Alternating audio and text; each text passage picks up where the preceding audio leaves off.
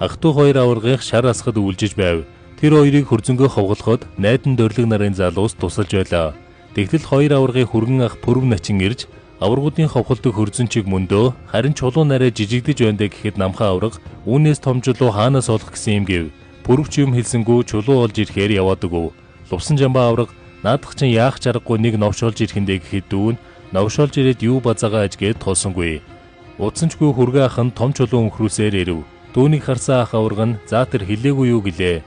Пүрв өвөлжөөний өтгийг гутлаараа малтад зайлуулад за хүүхэд наадахыгаа сайн хөдөлгөөд өгөөрэй. 1-2-ын 3 гээд нөгөө том чулууга дээр их чинь өргөв. Түүнийг харж байсан намхан аварга Пүрв ахын хөлн даахгүй сөхөрж чулуундаа дарагчихвэ гэж нүд халтирч байлаа.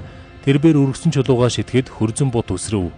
Пүрв начин за миний хоёр дуу чулууга гаргаж хайнуз ах нь адуу ирж яарч явна гэд мордоод явчихав.